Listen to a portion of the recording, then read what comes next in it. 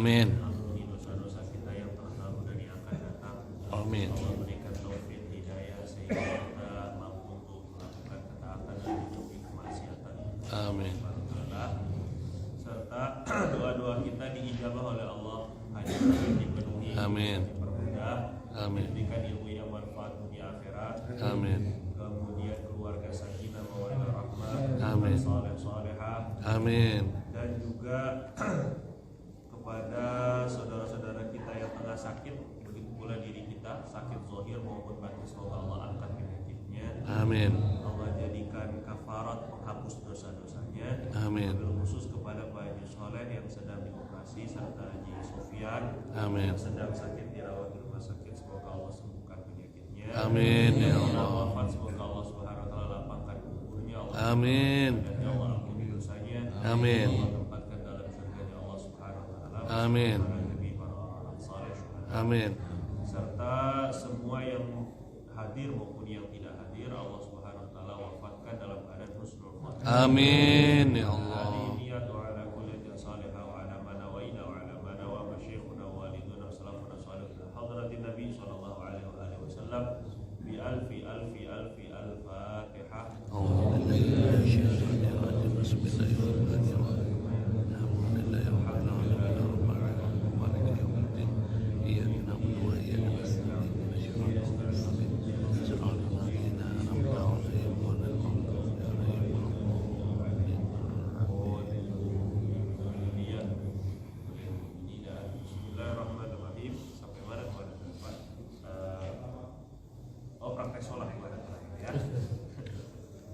Ini terasa hari Sabtu, cuman bedanya nggak ada airnya. Halaman 19, Bapak yang megang buku boleh dibuka halaman 19. Hal-hal yang membatalkan sholat. Nah, kan kasihan ibu-ibu yang mau dengar ya. Gimana ya? Bukunya di mana semua? Iya, ada ibu-ibu yang mau ngaji.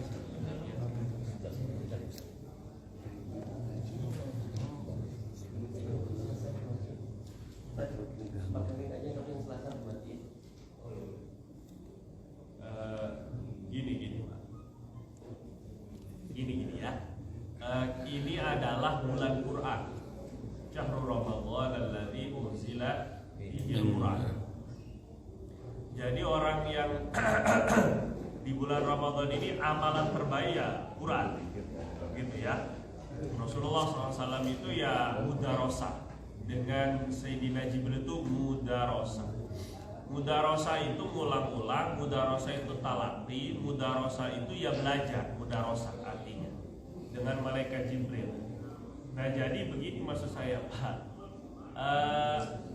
dalam Quran itu kita dituntut beberapa hal. Yang pertama adalah dituntut untuk membacanya. Ini tuntutan pertama. Tuntutan kedua adalah mengkajinya, gitu ya Pak ya. Tuntutan yang ketiga adalah mengamalkannya. Tuntutan yang keempat adalah mendakwahkannya. Jadi ada 4 ini. Tuntutan Quran atau interaksi kita dengan Quran itu 4 hal. 1 baca, 2 kaji, 3 amal, 4 dakwah. Ini 4 ini aja. Ya, Nabi SAW itu bergulat dengan Quran itu, atau bergelut dengan Quran, bergelut dengan Quran itu 4 kali ini. Nah sekarang kita Bapak setelah baca, kalau baca ya Pak ya, ini kita ini harus pernah belajar talaki baca Quran dengan guru yang memang bacaannya benar. Syukur-syukur guru dengan sanad dan mata rantai keilmuan pernah baca dengan gurunya. Gurunya pernah baca Quran kepada gurunya. Gurunya pernah baca Quran kepada gurunya lagi, terus sampai baginda Nabi. Tapi insya Allah lah, rata-rata guru-guru kita yang bacaannya fasih itu karena hasil didikan dari gurunya. Dan gurunya pasti juga hasil didikan dari gurunya. Jadi walaupun tidak tertulis sanad keilmuannya, insya Allah kalau bacaannya benar atau fasih bagus, ini insya Allah sanadnya sudah tersambung. Walaupun tidak tertulis. gitu ya. Karena dari mana dia bisa bacaannya bagus kalau nggak lewat guru? Itulah maksud saya. Jadi gurunya gimana bisa memperbagus kalau dia sendiri tidak belajar dengan guru? Itu seterusnya sampai ke Imam Hafiz. Kebanyakan kita ini Imam Hafiz. Terus kemudian ini untuk baca. Yang lebih afdal lagi adalah untuk mengkaji. Wa nunazzilul Qur'an liyadabbaru ayatihi. Kami itu turunkan Quran itu untuk wa anzalal Quran liyadabbaru ayatihi, untuk mentadabbur, untuk mengkaji, merenungkan isi kandungan Al-Qur'an. Nah, di sini nggak bukan hanya baca. Ini jauh lebih hebat daripada yang kedua nih. Yang pertama, yang kedua ini lebih hebat daripada yang pertama gitu. Sekedar baca itu lafaz. Gini Pak ya, Bapak, Ibu sekedar baca itu lafaz, bagus. Dapat pahala, tapi belum sampai kepada maksud dan tujuan utama. Untuk bisa mengamalkan pasti harus dikaji. Kira-kira gitu Bapak Ibu. Bisa paham ya? Untuk bisa ngamalin, Bapak nggak bisa hanya sekedar, misalnya ini contoh sederhana. Bapak dikasih buku bahasa Inggris. Buku itu tentang apa dulu? Oh, ini buku tentang ekonomi. Bapak nggak bakal bisa mempraktekkan ekonomi kalau nggak belajar bahasa dulu. Setelahnya baru mempelajari, mengkaji daripada bahasa dan kaitan bahasa dengan ekonomi itu sendiri. Jadi bukan hanya sekedar baca maksud saya ya, tapi ada yang lebih hebat daripada baca itu adalah mengkaji. Nah, maksud saya adalah kita ini yang sekarang membaca hadis-hadis Nabi, yang membaca fikih, membaca akidah, mempelajari ilmu-ilmu agama, ini adalah kajian Quran. Jangan salah Bapak. Yang namanya ahli Quran itu bukan yang hanya bagus dalam lafaz. Bukan. Yang namanya ahli Quran itu bisa macam-macam bentuknya. Bisa jadi ahli fikih, itu ahli Quran. Karena fikih itu diambil dan diintisarikan dari Quran. Yang namanya ahli hadis itu ahli Quran. Karena nggak mungkin dia bisa paham dengan hadis kalau nggak disuruh Quran. Nggak mau belajar hadis kalau nggak disuruh Quran. Jadi ini penting sekarang saya sampaikan Pak ya.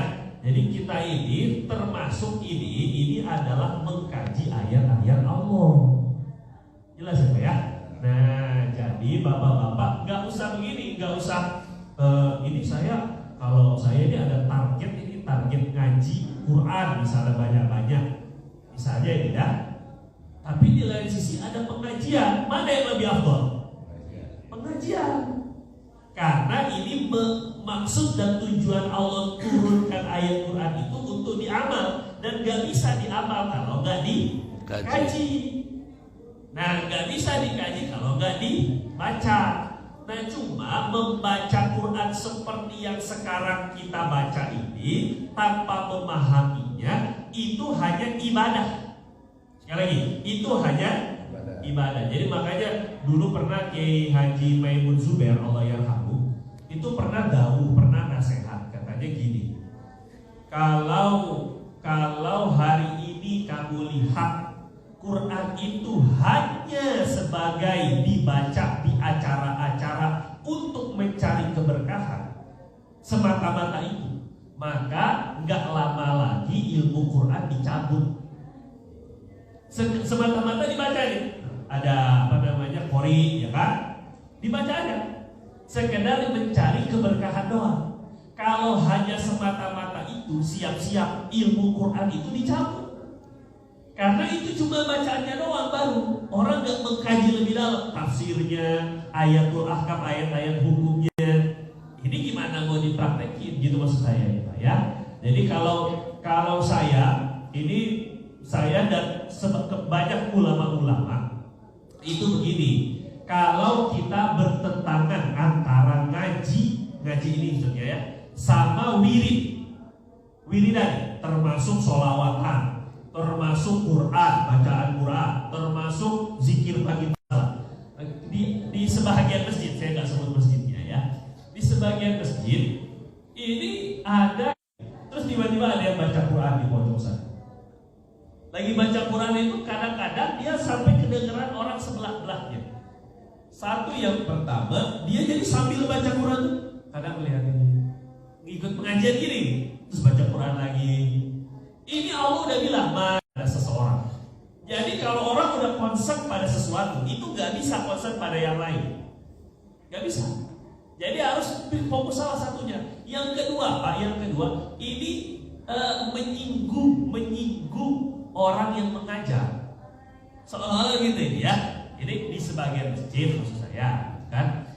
Nah, jadi kalau saya boleh, ini kita samakan dulu aja, taklim dulu sebelumnya, baru nanti saya ini untuk yang Senin sampai Jumat, Bapak kan ada yang kerja, ada yang ngajar, ada yang dagang. Saya nggak mau lebih dari jam 6:10 karena kurang lebih syuruh atau ini waktu jam segitu paling lama itu juga. Ini sekarang ini hari apa ini? Jumat. Nah, sampai lupa hari kan? Hari Ramadan gitu jadinya. Hari Kamis Pak sekarang ini ya. Nah, jadi saya nggak bakal lebih dari jam 6:10. Tenang aja. Saya juga nggak mau lama-lama sebenarnya ya. Gitu ya.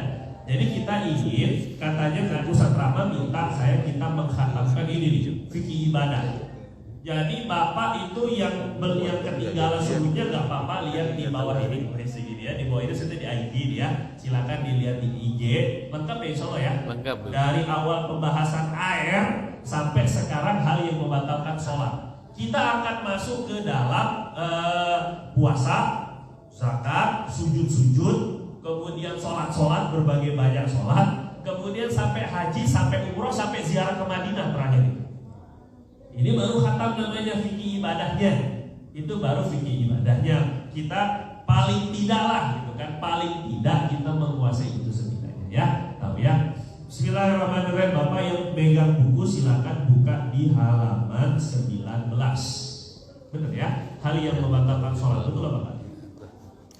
Terakhir itu semua rukun-rukun sholat dengan syarat-syarat sholat. Aus ya. Kopi Iya. di. Ya, hal yang membatalkan sholat. Allah bilang wala la tubtilu a'malakum. Jangan kalian batalkan amal-amal kalian.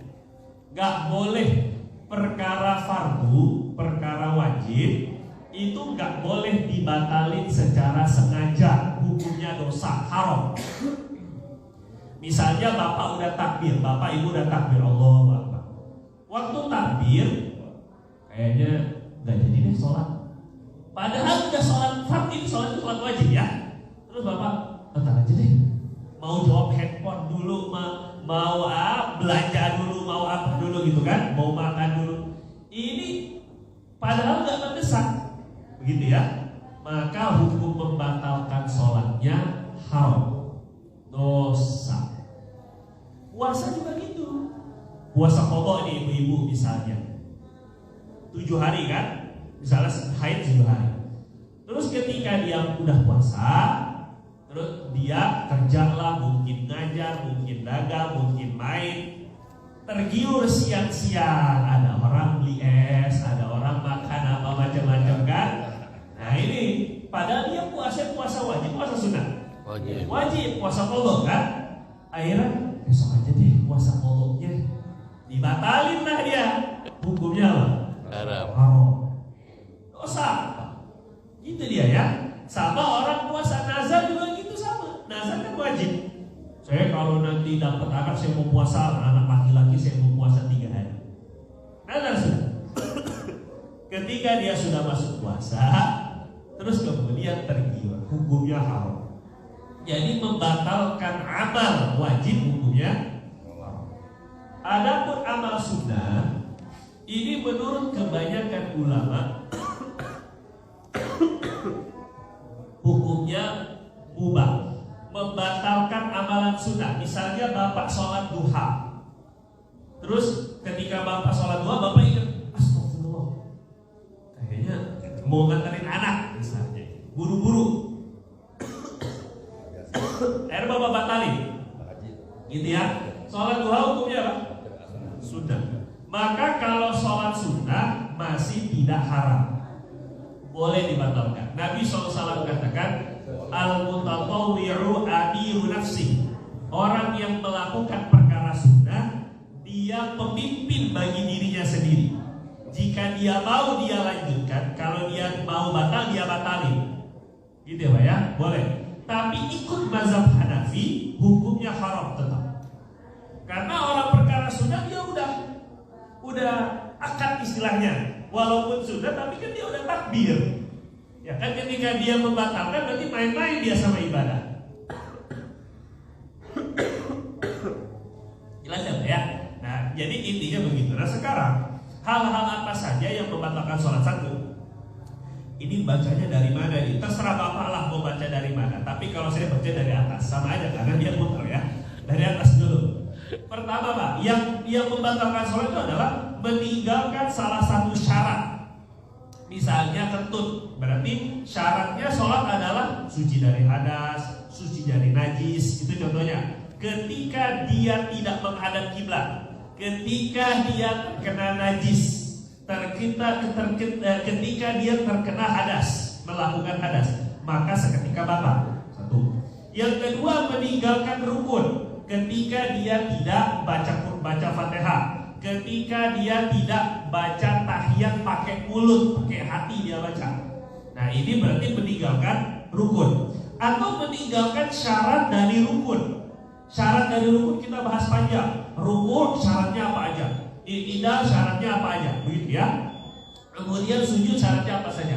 Ketinggalan satu aja batal sholat. Ini gara-gara ini sujudnya tidak tumaninah. Allahu Akbar, nggak tumaninah. Sujud tapi nggak sesuai syarat sujud, maka batal sholat. Gitu ya. Begitu pula meninggalkan salah satu syarat sah berjamaah. Misalnya, nah ini kalau imamnya di sini, di sop pertama sini, terus makmumnya ternyata lebih depan. Ini syarat sah berjamaahnya tertinggalkan satu. Nanti kita akan bahas syarat sah berjamaah pada bab selanjutnya biar lebih detail ya. Jadi kalau lebih maju daripada imam, atau ternyata ini imamnya Fatihahnya rusak.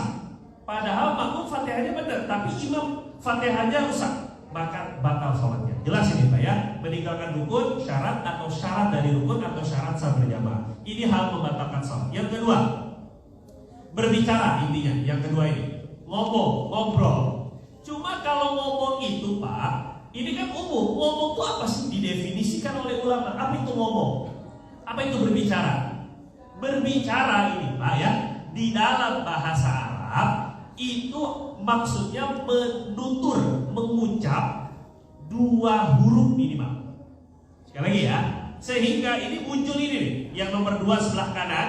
Itu hal yang membatalkan sholat adalah mengucapkan dua huruf hijaiyah tadi ya, dua huruf hijaiyah atau satu huruf tapi udah punya arti. Misalnya contoh dua huruf, au itu hamzah sama waw. Jadi dua huruf kan? Bapak dikritikin sama orang lagi sholat, dikritik. Itu berapa huruf? Berapa huruf? 3. Karena hanya panjang gitu ya. Ada matnya gitu kan. Nah, jadi kalau misalnya Bapak, makanya di sini ulama mazhab Syafi'i itu sangat hati-hati. Sampai ini sampai ini. Berdehem kalau sampai 2 huruf batal. Coba gila nih. Saya sampai bingung. Kami itu alif hok mim. Kurang lebih begitu. Karena mendefinisikan bicara. Bicara itu apa? Kalam itu apa? Begitu maksudnya. Jadi harus 2 huruf atau 1 huruf yang punya makna, atau 1 huruf tapi panjang. Panjang. Itu juga batal. Panggil si Jadi yang nggak batal tuh yang kayak mana? Yang 1 huruf pendek dan nggak bermakna.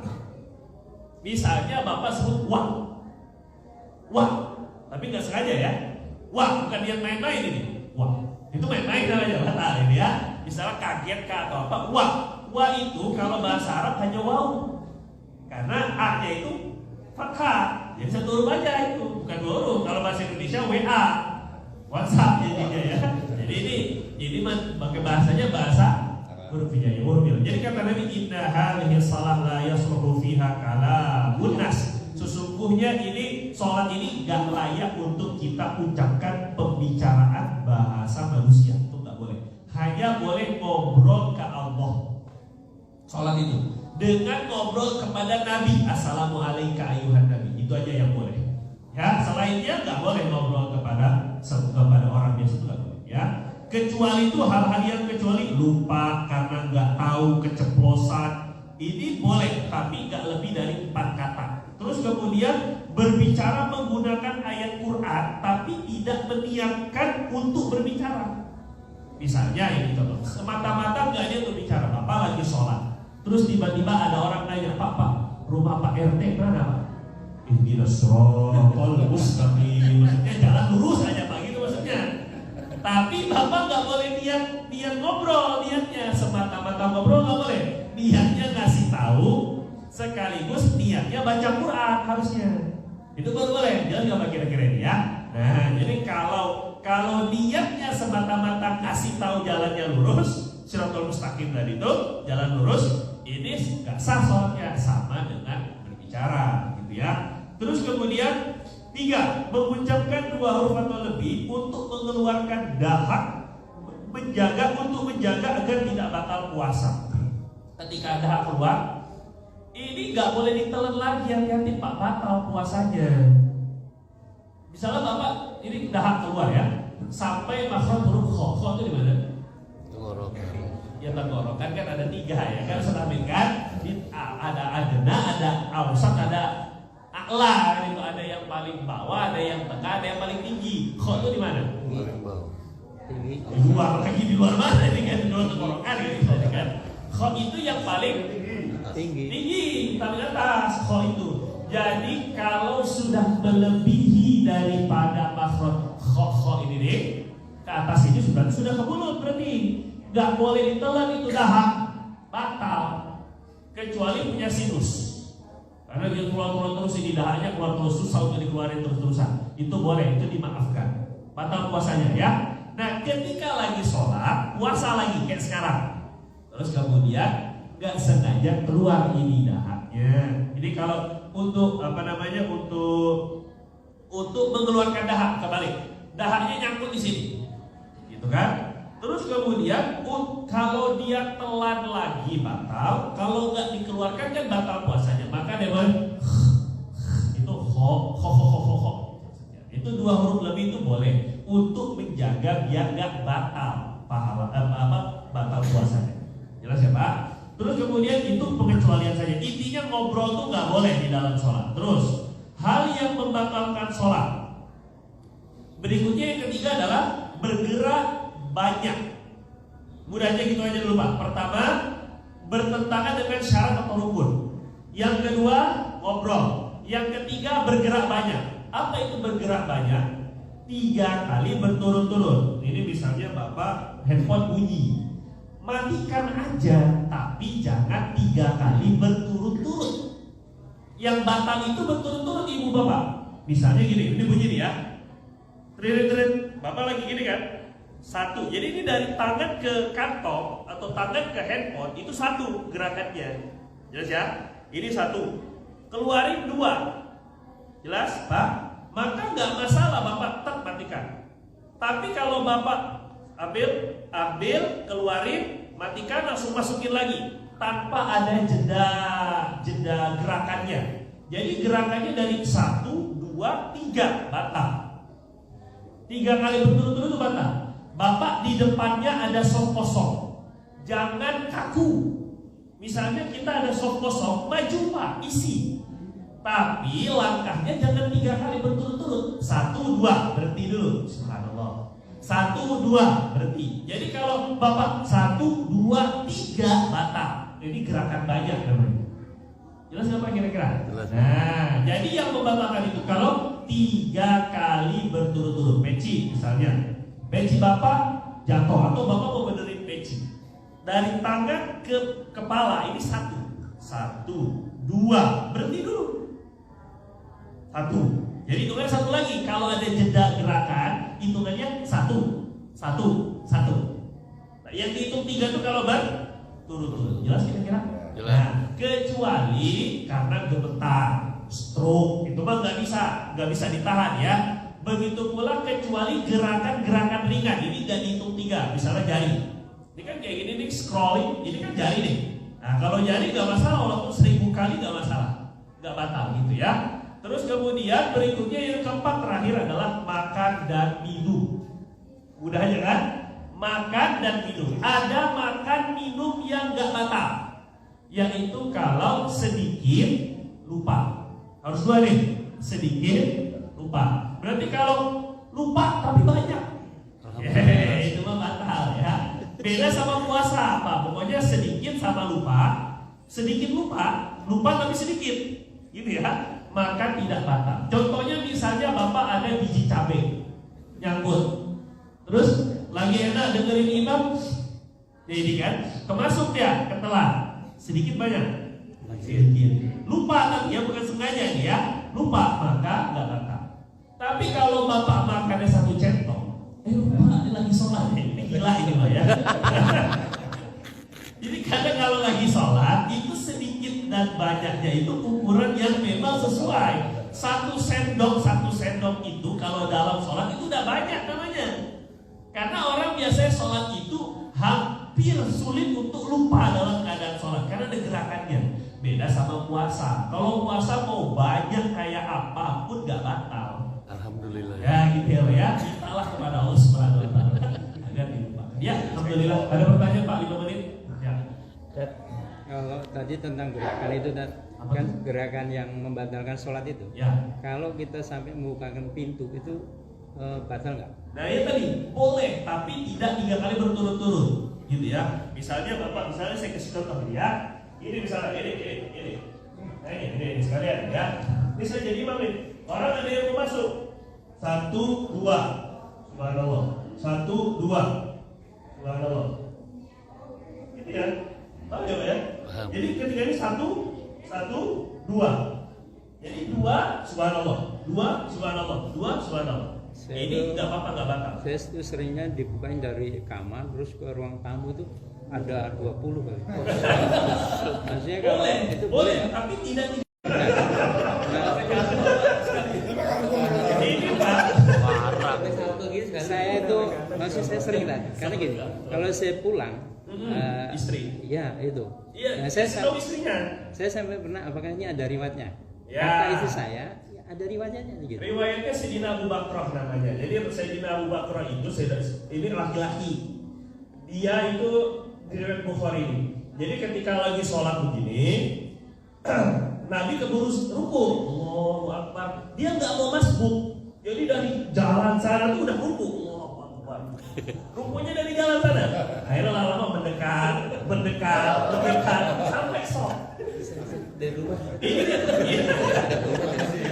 Ini diamalin santri ini biar gak kena denda biasanya dia. Dari jauh-jauh dia udah ruku langsung.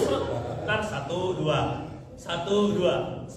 subhanallah tapi teman. Jadi harus walaupun dengar riwayat tapi harus dengar apa kata ulama penjelasannya. Jadi nggak bisa dengar dari riwayatnya. Akhirnya jalan buka gitu. Ya, batal itu nggak ada panduannya. Jadi 3 kali ya? Ya 2. Kalau keangkat walaupun sekali batal.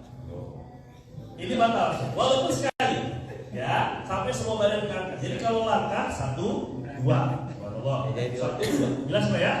Jelas ya? Masih agak ragu-ragu. Lah kalau seandainya ragu-ragu nggak usah dijalankan. Gitu maksudnya. Kalau itu mendingan dibatalkan. Kalau sholat wajib nggak boleh. Wajib ini. Kalau wajib nggak boleh, haram. Selesaikan tapi dengan cepat. Wajib-wajibnya aja, rukun-rukunnya aja. Jelas ya Pak? Kasih tahu istrinya begitu. Bu, jangan sampai 3 kali berturut-turut kalau mau ngebukain. Nah, kalau Bapak sholatnya dekat ruang tamu aja. Jadi udah siaga ibunya gitu kan. Kalau seandainya Bapak datang langsung dibukain, enak kan? Udah ya? Nah, ya jelas lah gitu kan. Nah, ada lagi 2 menit. Ya. Sholat nangis sama kayak ini kaedahnya ya. Sholat nangis itu tidak boleh lebih dari 2 huruf. Itu ha itu maksudnya ya. Jadi kalau sampai itu ha doang, nggak apa-apa ya. Itu udah jelas tuh ha gitu ya. Itu nggak boleh. Jadi kalau 2 huruf batal, gitu ya. Kecuali memang dalam keadaan nggak bisa banget nahan. Nah itu keceplosan namanya. Jadi tadi itu ada keceplosan, gitu ya. Kalau keceplosan nggak boleh lebih dari 4 kata. Terakhir. Ngapain tadi? Oh iya. Tapi di Makkah semuanya menangis. Iya.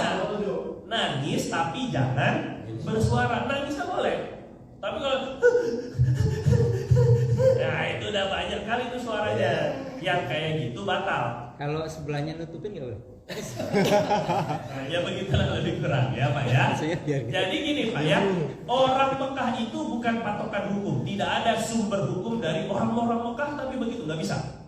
Patokan hukum itu Quran, hadis, ijma, qiyas, amal ahli Madinah itu pun itu mazhab Maliki, ataupun istihsan dengan masalih mursalah, satu dariah, dalil itu lebih dalil.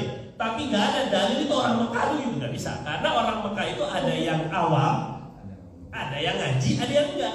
Ada yang nggak bisa baca Quran malah. Jangan salah itu enggak. Nangisnya bukan nangisnya karena masalah melihat Ka'bah. Oh, nggak apa. Sholat. Siapa kan pada nangis semua ya sholat.